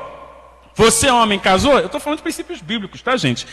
Porque a camarada deve estar olhando pro meu dedo assim, esse cara é casado? Esse cara entende casamento? De acordo com a Bíblia. Então, a questão da mulher, a questão do homem, casou e ambos serão uma só carne. E qual é a determinação? Deixará pai e mãe. Olha a diferença. Honrar pai e mãe, isso independe. Incondicionalmente casado ou não, 30 anos ou não, 40 anos ou não, 12 anos ou não, 7 anos ou não, a honra ela está incondicional. A idade ou até mesmo a conjugal ou não. A honra ao pai é dada, porque tem filho também que casa e esquece do pai. Mas vamos lá. Sobre o ponto de nós entendermos sobre essa diferença, honra teu pai e tua mãe. Você pode estar casado, honra teu pai e tua mãe. Você pode ter 15 anos, honra teu pai e tua mãe. 30 anos, trabalhar e morar na casa dela, honra teu pai e tua mãe. Isso está incondicional. Agora, e deixará pai e mãe. Isso está dizendo, geograficamente, eu não vou morar na casa com a minha sogra, porque não vai ter liberdade e nem tampouco privacidade. Então, deixará pai e mãe geograficamente, deixará pai e mãe emocionalmente. Isso é, arrancar a dependência emocional do pai e da mãe. Por quê? Porque o marido e a mulher serão uma só carne e ambos suprirão as suas necessidades emocionais, espirituais, sentimentais e sexual. Então, esse deixar pai e mãe está muito mais do que só espiritual. É deixar pai e mãe no sentido de quê? Geograficamente. Tem gente que... Assim, vai, fala. Agora fala. Não, eu vou... Não, eu vou fazer nada contra, tá? Mas Jesus me guarda, isso está na rede social. Eu vou fazer aqui, nada contra morar perto, tá? Pastor Benedito César de Jesus Santana. Pastor Santana. Que você vai falar que eu moro perto da minha mãe. O pastor Benedito Santana, que é pastor da Igreja Assembleia de Deus do Rio de Janeiro, ele disse uma frase uma vez que é muito interessante. Ele disse assim, ó: não more perto dos seus pais, que eles não possam ir de chinelo e a qualquer hora, e não more tão longe que eles vão com as malas. Ou seja, more num período intermediário. Ou seja, que eles não vão todo dia de chinelo andando. Vou na casa da minha filha, está todo dia lá. E nem tampouco tão longe que eles vão com a mala. Determina uma regra sobre isso. Porque senão é complicado. Eu sei que eu toquei em ferida de alguns, mas vamos lá. É complicado, porque há uma influência sobre isso. Muita influência sobre isso. Então a gente precisa ter esse cuidado. Deixará pai e mãe é isso. É isso, gente. É criar uma cultura da mulher e do homem, ambos conversarem, o nosso relacionamento será assim. Não, mas do meu pai, do seu pai era. O nosso, vamos conversar e vamos entrelaçar uma nova cultura. Porque aí, senão, os pais vão dizer assim, não, porque na época que eu casei, eu não fiz assim. Porque na época que eu casei, cultura diferente, época diferente, contexto diferente, vida diferente, condição diferente, tudo diferente, vida financeira diferente. Você trabalhava? Não, não trabalhava. Só ele trabalhava. Agora os dois trabalham, então tem condições de ter algo melhor do que você teve. Isso vai influenciar muito sobre isso. Então, deixará pai e mãe. Glória. Deixa pai e mãe. Outro ponto interessante aqui que já foi falado é a questão da mulher judaica, a cultura judaica na época, né? Falou da grega também, já falou aqui de secundária. A mulher judaica, a gente vê até nos tempos de Cristo, tinha uma situação de certos momentos serem até escravizadas, tá? Ou seja, delas serem vendidas. Isso acontece muito até lá no Oriente Médio. Até hoje em dia tem alguns locais que acontece isso, de ser vendido. O pai chegar e vender como se fosse uma propriedade, do camarada casar com uma pessoa que não estipulou nenhum tipo de relacionamento. Sim. Eu gostei, achei interessante. Às vezes é até um vínculo. Tem coisa que é relacionada à área política, tem coisa que é relacionada à área de família, financeira, essas coisas do tipo. Aí vai lá, não, tá aqui vendendo a filha, vai lá, compra a filha e compra a esposa, né? Vai lá e casa. Então, muitas das vezes, naquela época era vista como isso. Uma mulher, por exemplo, que fosse viúva, sofria demais, porque não tinha o mesmo posicionamento que acontece hoje na sociedade. Hoje toda mulher aqui, por exemplo, pode procurar um emprego ali e conseguir, né? Pode ir em busca, pode ir atrás e ter o seu emprego. Lá não, lá o negócio, a visão era totalmente diferente, a visão era totalmente da mulher lá embaixo, rebaixada e acabou. Tanto que, naquela época, o testemunho de uma mulher não era válido. E um juízo pega uma mulher e bota para dar um testemunho, eu vi ele fazendo. Não, fica quieto aí, rapaz, fica quieto, não tem que falar nada não. Não era válido. Tanto é que arqueólogos, famoso pastor Rodrigo Silva, eles falam que na fonte de estudo deles, como história, arqueologia, esse é um dos pontos para comprovar de que a história da ressurreição de Cristo é verdadeira. Por quê? Se fosse uma mentira e eles quisessem convencer que aquilo era verdade, eles não diriam que uma mulher que presenciou pela primeira vez, mas sim um homem. Não, calma aí, foi Pedro, foi João, foi Tiago que viu. Não, calma aí, foram mulheres que souberam e que viram o mestre ressurreto. E junto a isso, além de mostrar e comprovar que eles não estavam presos a pensamentos e a tradições da terra para comprovar uma história, para dizer que ela é verídica, eu não preciso disso. Eu tenho que contar a verdade. A verdade foi o seguinte: a mulher que viu. Mas testemunho de mulher não vale. Não interessa, mas eu não vou mentir só porque a tradição diz que o testemunho de mulher não vale. Eu vou aqui falar a verdade. A verdade foi: quem viu foram as mulheres. E o ponto interessante para colocar a mulher no devido lugar ao qual Cristo colocou foi o quê? Foi mostrar a importância da mulher no ministério de Cristo. Como que Cristo trabalhou com a mulher? Mulher viúva que foi lá colocar a oferta. Ele não chamou a atenção de homens. Ele chamou a atenção para a mulher. Ele não mencionou os homens ricos que depositavam do que sobravam, mas sim a mulher viúva que não tinha praticamente nada diante do cenário que ela vivia, de escravidão, de preconceito, de menosprezo, e ela não tinha nada, porque quem supria era o marido, e o marido morreu. Mas mesmo assim ela vai ofertar. E eles mostram para quem? Para os discípulos. Olha aí. É uma mulher. Mas Jesus podia chamar qualquer homem, mas ele chama a atenção para a mulher. Ele começa a colocar as mulheres na devida posição que elas já deveriam estar. Isso aí. Estão entendendo? Então você vê o seguinte, Jesus no capítulo 8, se eu não me engano, de Marcos, se for isso eu estou muito bom de Bíblia. Capítulo 8 de Marcos vai dizer que as mulheres auxiliavam ele com as suas fazendas. Era Joana, era Maria, eu não sei se é 8, versículo 3. Achou aí? João capítulo 8, versículo 3, está dizendo? Não? Deixa eu ver aqui. Você falou Marcos. É 8. Eu falei Marcos? Falou Marcos. Então vê Marcos. Não, se eu falei Marcos? Não é Marcos não, deve ser João. 8 o quê? Não é Marcos? Se for Marcos capítulo 8, 3 não é. Não é não? Não. Então não é não, é outro. Não. Aí deu branco. É João? Não, também não. Então a gente vai continuar aqui para a gente não quebrar. Amém, irmãos? Mas vai falar sobre as mulheres que faziam, que sustentavam o mestre, que auxiliavam com as suas fazendas o mestre, né? Dentro daquilo que ele necessitava, que era pregar o evangelho e ter todo o apoio financeiro ali da época. E eram as mulheres, Lucas 8, vai dizer assim, versículo 2: e também algumas mulheres que haviam sido curadas de espíritos malignos e de enfermidades, Maria chamada Madalena, da qual saíram 7 demônios, verso 3, e Joana, mulher de Cusa, procurador de Herodes, e Susana, e muitas outras que o serviam com suas fazendas. Ou seja, isso daí mostrava a importância da mulher no auxílio do ministério de Cristo, né? E sem contar, como já foi falado, da mulher samaritana, ao qual ele desenrola toda uma conversa, mostrando o seguinte: eu estou aqui para derrubar a barreira e colocar a mulher no devido lugar onde ela já deveria estar. E isso envolve todo o grande ministério de Cristo. Subtópico 3, para a gente terminar esse tópico 2. Deixa eu só pontuar.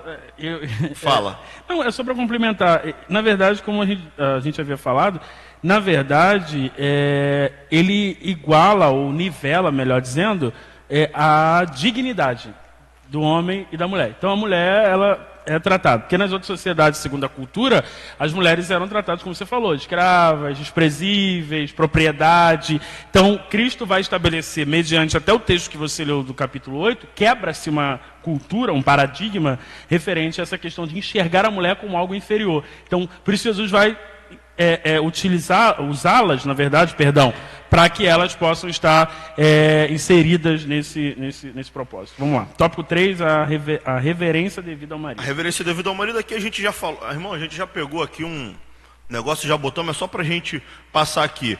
O homem que o que está falando aqui praticamente isso aqui? É a reverência devida ao marido. Essa reverência devida é como a mulher tem que se portar ao marido. Outro ponto interessante é que o marido, como a gente já falou aqui, é muito importante nessa questão, coopera para a questão que a esposa o reverencie. Como assim, Rodrigo? Ou seja, a esposa vai reverenciar o marido quanto mais o marido amar A esposa. Então o marido está amando a esposa, o marido está dando a devida atenção, o devido carinho, o devido amor à esposa. E o que acontece? Ela tem a facilidade de poder reverenciar, tá? Ela diz aqui assim, essa postura é demonstrada quando ela o apoia e o ajuda em sua tarefa de liderar. A gente já falou isso aqui também. Significa que a esposa participa das decisões da família. Já falamos isso aqui também. Então a gente já pegou um conglomerado e já incluímos aqui todos esses tópicos. Amém? A gente vai falar aqui, entrar no tópico 3, a conduta do crente como filho. O primeiro subtópico vai falar a responsabilidade dos pais. Então ele está falando aqui, vamos pegar aqui de forma geral, Gleison? Para a gente dar uma acelerada, que a gente não fica preso a subtópico 1, 2 e 3. A gente vai direto e a gente fica à vontade. Então ele está falando aqui sobre os pais devem criar seus filhos na doutrina e admoestação do Senhor. Quando ele fala doutrina, ele está falando sobre a orientação. Quando ele fala sobre a admoestação, ele está falando sobre a advertência. Então o pai vai orientar o filho, o caminho é esse. E vai nesse caminho que ele está andando admoestar, adverti-lo constantemente sobre o procedimento dele ao longo daquele caminho. Então o que ele mostra é o seguinte, eu estou dando a base. É como se fosse estuda e pratica, né? Porque não adianta eu estudar e não praticar. Por exemplo, eu fiz curso técnico lá no Senac de administração, mas muita coisa eu esqueci porque eu não pratiquei. Então a admoestação vem trazendo uma coisa como se fosse uma prática em determinada situação. Ele vai batendo constantemente naquilo para que não seja esquecido e o cotidiano dele, a prática, continue em atividade plena. É a teoria e a prática, né? A orientação e a demonstração. Isso aí. Aí ele está falando praticamente isso aqui, a responsabilidade dos pais. Dentro dessa responsabilidade, são os pais que vão estabelecer os parâmetros de conduta, principalmente contra a desobediência de seus filhos. Então vamos lá. Ele vai estabelecer os parâmetros da vida, de como o filho tem que proceder, principalmente baseado na palavra de Deus. Claro que estamos falando de uma família cristã, né? Então, baseado na palavra de Deus, é ele que vai dar o parâmetro para que se tenha a questão da consideração por família, por pai, por mãe, o convívio em sociedade e principalmente o convívio que diz respeito ao reino de Deus. Amém? Então, está dizendo isso aqui. É responsabilidade dos pais estabelecer esses parâmetros para os filhos, não impondo, não sacramentando, não colocando um peso também muito grande para que o filho não suscite um sentimento de ira. Eu não sei se eu estou indo muito lá para frente já, mas que não suscite, estou certinho, não suscite um sentimento de ira sobre determinada situação. Tem gente que praticamente obriga, força o filho a ir para a igreja. A gente vai ter que orientar, vai ter que conduzir, vai ter que mostrar que nem sempre a nossa vontade vai ser feita. Eu creio que Deus vai dar o direcionamento sempre para os pais em como conduzir, lidar com os filhos em muitas coisas. Os filhos de hoje crescem sendo crianças muito inteligentes já. Então hoje você vai ter que estabelecer muitas das vezes muito diálogo com o filho. Não tem jeito. E daí orientando e mostrando, sendo exemplo, além de estabelecer o parâmetro, tem que ser o exemplo para o filho qual o caminho que ele vai ter que andar. Isso não tem jeito. A melhor maneira de mostrar o menino o caminho, ensinar o menino o caminho que você deve andar, é mostrando, é sendo exemplo, manifestando a atitude. Porque o filho vai crescer, já tem estudos de 3 a 7 anos, é o período que a criança, de acordo com aquilo que ele convive e ele está aprendendo, é o que ele vai gravar para si, de uma forma base de conduta. Então, do 3º ano ao 7º ano, é claro que ao longo dos anos todos, você vai ter que se ter um cuidado, né? Mas esse espaço vai ser o espaço onde a criança mais vai absorver e aprender algo naquele período ali. Fala, meu querido. Na verdade, eu não lembro exatamente onde está escrito. Ensina o menino no caminho que se deve andar. A diferença é essa. Quando a Bíblia fala, ensina o menino no caminho que se deve andar, há uma diferença na escrita. Ensina-o é eu estar fora e dizer para ele, vai por aquele caminho. Ensina-no é eu estar junto com ele no caminho. Ou seja, o exemplo a ser seguido. Então, ensina o menino no caminho em que deve andar. É junto de ti, junto de si. É Provérbios 22, 6. Aqui. Instrui ou ensina o menino no caminho em que deve andar. Ou seja, é estar junto do menino no caminho. Não é quando eu falo, Rodrigo, ensina ele aí. Você vai de um ensino distante, não é tão próximo. Então, ensina no caminho, é junto dele. Esteja no caminho. Junto dele, isso aí, é junto dele, perto dele. É como se fosse pegadas na areia. Você vai na areia, vai na praia, e quando você pisa na areia, você percebe que fica as pegadas. Então, o seu filho ele vai seguir as pegadas que são postas mediante a instrução que você vai dar. Ou seja, é o exemplo na prática. Teoria e prática que os pais estabelecem. Então, Provérbios 22, versículo de número 6, instrui o menino no caminho, é junto do menino. Vai para a igreja, meu filho, mas tu está em casa, como é que o filho vai para a igreja? Entendeu? Vai para a igreja, meu filho, mas você está em casa. Sai da televisão e vai orar, mas ele não vê tu orando. Vai ler Bíblia, mas ele não vê tu lendo. Como é que ele vai fazer isso sem ver? Então, a influência está no exemplo. Então, quando o filho vê o pai, dobrando o joelho, orando, agradecendo, a tendência é que ele execute o exemplo a ser seguido. Então, essa instrução. Por outro lado, só para comentar o tópico que você, para a gente correr, essa autoridade que os pais têm, elas não podem ser abusivas. Eu mando nessa casa e você não vai fazer o que eu quero. Se não for dialogado, se não for... Porque é assim, hoje funciona de uma forma, acredito, diferenciada, mas a gente não sabe dizer o porquê não. E hoje as crianças estão perguntando, mas mamãe, por que não? Mas papai, por que não? Porque antigamente era não, e você não tinha direito de perguntar o porquê não, era não e acabou. Hoje as crianças estão mais, entre aspas, exigentes. Não pode fazer isso. Por que não pode, papai? Porque as crianças entenderam que o não, ele precisa haver uma justificativa. Por que não pode tocar lá na tomada? Porque a tomada vai lhe dar choque. Isso é instrução. Quando eu digo não e não explico o porquê não, ou justifico o não, eu não estou instruindo. Eu estou abusando da autoridade. Não. Por que não? Deus não trata assim com a gente. Quando Deus fala não, Ele explica. Não, porque o que eu tenho para você amanhã é melhor do que hoje, por isso estou dizendo não. Acabou. Então hoje, como a gente precisa entender, é que precisa haver uma justificativa, e essa justificativa não é apenas justificativa, é uma instrução. Não, porque não? Porque não quero, por causa disso. E uma transparência, um diálogo dos filhos. Como eu havia falado, mas vamos lá, corre aí que eu vou chegar. Pode ir, vai. Hoje a gente já pode entrar no 2. Vamos lá, só para a gente correr aqui e finalizar, que eu sei que os irmãos estão doidos para almoçar. A conduta requerida referente aos pais é serem exemplos. É ser exemplo. Então, na verdade, eu vou... E aí, a gente precisa entender o seguinte, tá? Liderança, gente. Liderança não é só quando eu tenho um cargo na igreja. Não é só isso. A gente lidera de uma forma indireta e direta também. Tem gente nos observando e fazendo o que a gente faz. Seja filho, seja vizinho, seja parente, seja amigo, seja colega de trabalho. Então as pessoas estão nos observando de todas as formas. Então quando o filho olha o pai dobrando o joelho orando, agradecendo pela comida, honrando a mãe, beijando a testa da mãe, exemplos básicos, abrindo a porta do carro, que hoje parece que é uma coisa muito clichê, mas esses exemplos básicos que se dão, ele vai seguir o exemplo. Agora, sobre a conduta requerida dos filhos. E aí, voltando rapidinho para finalizar, essa autoridade, sobre os pais, sobre os filhos, não pode ser autoritária e nem abusiva, porque isso vai irar os filhos. Por que existem muitos filhos, aí eu vou apanhar um pouco, por que existem muitos filhos que, muitas das vezes, não vêm à igreja? Porque não vêem o exemplo do pai em casa. E aí a expressão que é mais triste de se ouvir é: ser crente igual o senhor? Ser crente igual a senhora? E para a igreja da senhora, eu vou nada.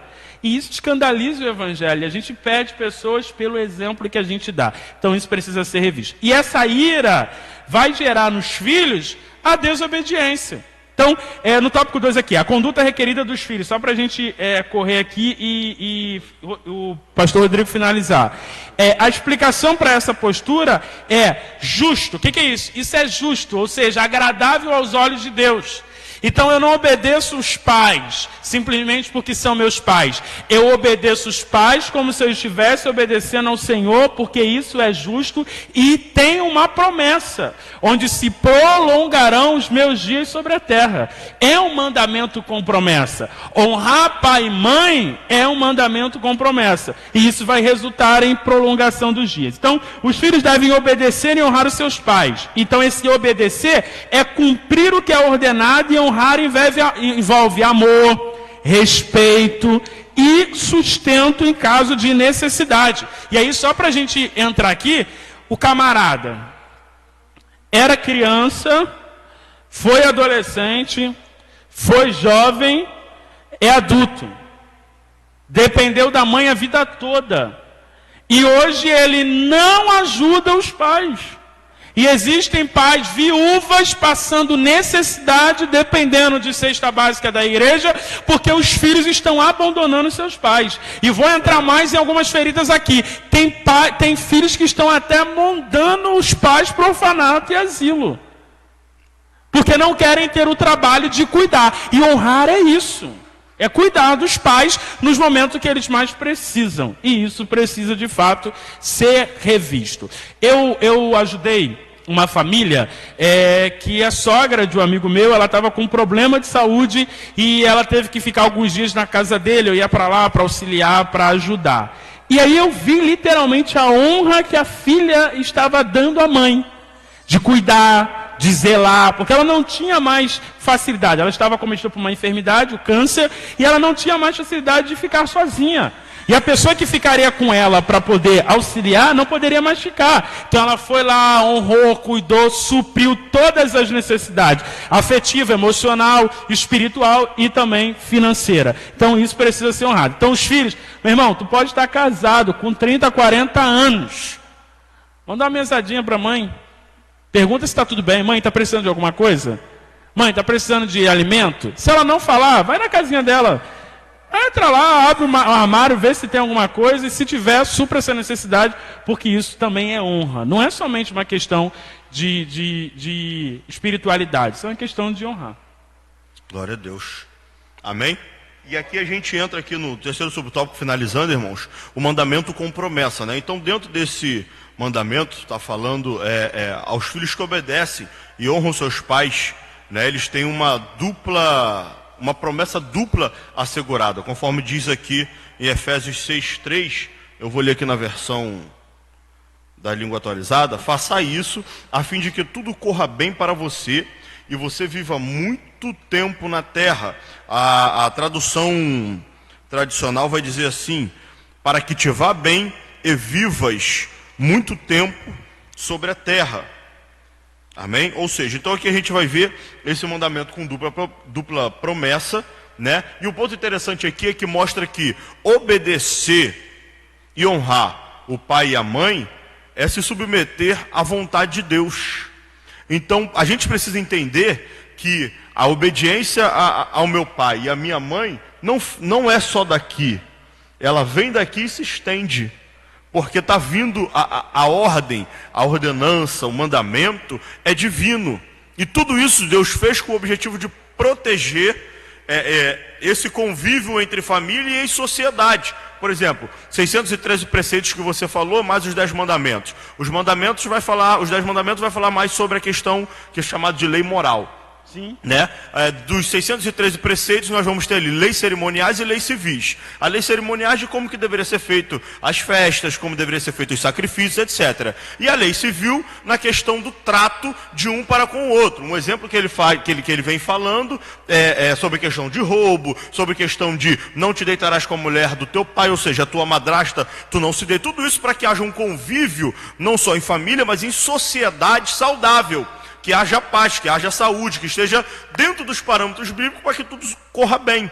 Então, dentro disso daí, vem esse mandamento sobre o filho, dizendo: honra o teu pai e sua mãe, para que te vá bem e para que multiplique os seus dias na terra. Então, a gente vê aí que até mesmo dentro desse mandamento, quando eu honro o meu pai e minha mãe, que na verdade eu deveria fazer como forma de gratidão pelo que eles fizeram e fazem por mim, ainda há um benefício de Deus quando eu os obedeço e os honro. Então, ou seja, eu deveria fazer algo somente em gratidão, mas mesmo fazendo aquele algo em forma de gratidão, eu recebo uma bênçãos divinas aqui estipuladas por ele. Amém? Deixa eu fazer a conclusão. Se tiver fazer um comentário, aí você faz. Logo aí a gente encerra. Então ele mostra aqui na conclusão o seguinte, irmãos: no modelo divino, todos os membros da família cumprem deveres específicos. O marido tem o dever de liderar e amar sua esposa. A esposa o dever de submeter-se ao marido, né, e respeitar a liderança de seu marido. Aos pais o dever de educar seus filhos, e segundo as escrituras, aos filhos o dever de obedecer e honrar os seus pais. Tudo isso feito com amor, o amor que a gente já mencionou aqui desde o início.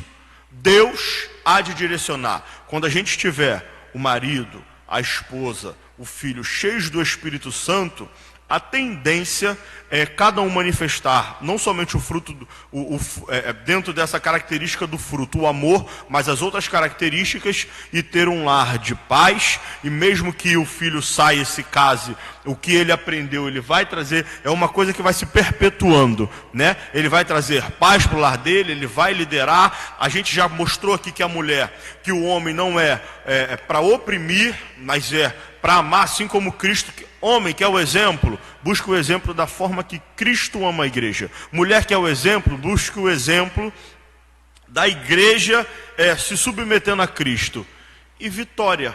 Amém? A gente vai conseguir correr buscando a presença do Espírito Santo, trazendo Deus para dentro do casamento, para dentro da família. E isso daí vai trazer crescimento, desenvolvimento e uma família salva em Cristo e salva para si mesmo. Apenas para finalizar o meu comentário, a gente precisa entender que os filhos terão sua formação moral e espiritual com base no modelo dos pais. Então, é uma responsabilidade muito grande. Não basta ser pai. Seus filhos, eles terão um modelo moral e espiritual. E de que forma eles são alcançados? Primeiro, pela instrução dos pais. Segundo, pela influência dos pais. Terceiro, pela dimensão, que é a imagem que os pais passam para os seus filhos. Então, é moral e espiritual. Moral em questão de caráter, envolve caráter e personalidade, e também a questão literalmente espiritual, que é a questão do temor a Deus. Então a gente vai ter uma sociedade mais justa, a gente vai ter uma sociedade mais branda, a gente vai ter uma sociedade mais calma, a gente vai ter uns jovens mais tementes, quando os pais se conscientizarem das suas responsabilidades enquanto a influência, a imagem e também a instrução que devem dar aos seus filhos. Então, há um conselho que eu dou aqui, direcionando aos pais. A gente reclama muito da sociedade que nós estamos vivendo em pleno século XXI, ano de 2020. Mas isso não é culpa da sociedade somente, isso é culpa dos pais, que talvez não instruíram, talvez não influenciaram de uma forma positiva, e talvez também a imagem que eles passaram sobre isso. Eu não estou aqui dando um atestado de perfeição, porque a gente está falando sobre Bíblia, que somos confrontados a viver isso diariamente. Mas um exemplo muito básico que a gente ouve aí, um exemplo básico. Eu vou falar mais sobre a questão do favelation, tá? Que acontece? O paneleiro vai na porta. A mãe e o pai não têm o dinheiro para pagar. A mãe não sai para atender o paneleiro e dizer para ele que ela não tem dinheiro para ele voltar na próxima semana. Sabe o que ela faz? Fala assim: filho, fala para ele que eu não estou. O que eu estou ensinando meu filho? Todas as vezes que você quiser fugir de um problema, minta. E não assuma a sua responsabilidade. Isso vai gerar consequências futuras na sociedade. Por quê? Se eu não ando certo com a minha carteira de habilitação, o que eu faço? Guarda 50 reaisinho para o guardinha e paga o café dele e está tudo bem. Isso vai criar uma dimensão muito grande, uma influência muito grande que a gente não tem noção. Então a gente precisa entender, e isso está entrelaçado a uma influência da imagem, exemplo, uma influência da instrução, conversa, e a influência referente à imagem que ele fica. Então, se eu estou no meu carro e o meu filho vê eu dando R$50 para o guarda porque eu não estou com o documento em dia, quando ele crescer, ele vai entender que é só ter dinheiro que os problemas são resolvidos. E aí dá esse jeitinho brasileiro. A gente critica os políticos que são ladrões. Ninguém, não. Ninguém entra lá ladrão. Não, seu caráter já está corrompido antes de entrar lá. Apenas as oportunidades são manifestadas dos exemplos que eles tiveram dentro da sua casa. É fruto do meio da sociedade. É isso aí. Então, a gente quer uma sociedade justa, mas os pais não dão exemplo da justiça. A gente quer uma sociedade que perdoa, mas os pais não perdoam. Tem gente que votou no Bolsonaro para acabar a corrupção, mas está botando gato no relógio. Isso. Está comprando coisa roubada no trem. É isso aí mesmo. Então, assim, esse jeitinho brasileiro, essa influência dos pais sobre os filhos, precisa ser retratada de uma forma muito grande e muito pré-determinada. Então, a gente precisa entender que isso, na verdade, é determinado pela influência que os pais têm sobre os seus filhos. Então, fica aqui um apelo para os pais, para que os pais possam, de alguma forma, terem o cuidado acerca da influência sobre eles. Tá bom? Amém. Vitória, graças a Deus. Só um ponto específico aqui para a gente mencionar, é a questão que ele fala aqui na palavra de Deus, sobre os servos, amém? Então, para a gente não passar despercebido aqui sobre esse ponto, fala dos servos e seus senhores, tá? Então, o que está falando dos servos e seus senhores? Aqui fala também de escravos que tinham na época, mas trazendo para os dias de hoje, servo e seu senhor. Então, quando fala de servo e seu senhor, está falando que a gente tem que ser, nos dias de hoje, submisso a nossas chefias, aos nossos empregos, com um amor como se estivesse servindo ao Senhor. E da mesma maneira, o chefe, com amor, faça o trato devido com o seu empregado. Amém?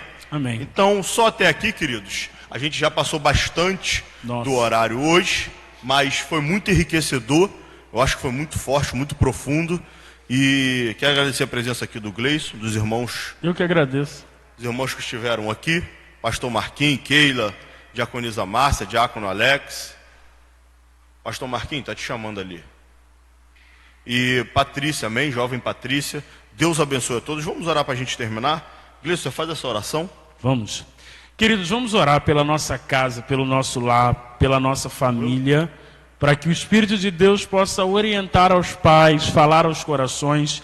A gente sabe que a palavra é uma semente que precisa cair em terreno fértil, e isso precisa ser conduzido pelo Espírito de Deus. Oremos. Pai, nós te louvamos nesta manhã pela oportunidade, Senhor, de estarmos tratando dos assuntos pertinentes à tua palavra, princípios estabelecidos no teu reino sobre a sociedade, sobre as nossas vidas.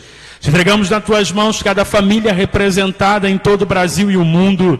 Que o teu Espírito venha falar ao coração dos pais, aos filhos. Que o Senhor venha falar no coração das esposas. Que haja harmonia nos lares. Que haja união. Que haja paz. Que haja, Senhor, fidelidade, compreensão, diálogo. Que os pais sejam exemplos, Senhor, nas suas condutas. Exemplos na instrução. Exemplos, Senhor, não somente moral, mas também espiritual.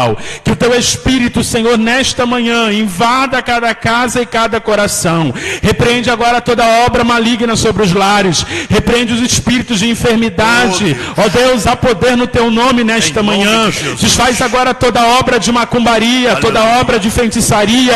Trabalhos, Senhor, contra as famílias sejam agora anulados e repreendidos na autoridade do teu nome. Como ministro do teu evangelho, nós profetizamos esta manhã harmonia, paz, longanimidade, perdão, amor, Senhor, compreensão, que lares sejam restaurados, que famílias sejam alcançadas, que filhos retornem à tua presença e que pais venham testemunhar e gritar: eu e a minha casa servimos ao Senhor. Obrigado por esta oportunidade, obrigado por esta graça sobre nós. Tudo isso é o que nós lhe pedimos e te agradecemos, crendo na tua intervenção divina, em nome de Jesus. Amém. Amém, querido. 18h30 nós estamos aqui com o nosso culto presencial, com todo o distanciamento, todo mundo de máscara, amém. Tem álcool em gel. E aquele que não pode vir e já sabe as orientações que o nosso presidente já deu, permaneça em casa. A nossa live também estará iniciando às 18h30, amém. Em nome de Jesus. Amém. Posso impetrar? A benção? Vamos estar impetrando a benção apostólica. Você que está no seu lar, que está aqui conosco, espalme as suas mãos. Que a graça do nosso Senhor e Salvador Jesus Cristo, o amor de Deus o Pai e as doces consolações do Espírito Santo sejam com todos, e todos digam amém. Amém, graças a Deus. Deus abençoe. Só me dá o sinal. Glória a Deus.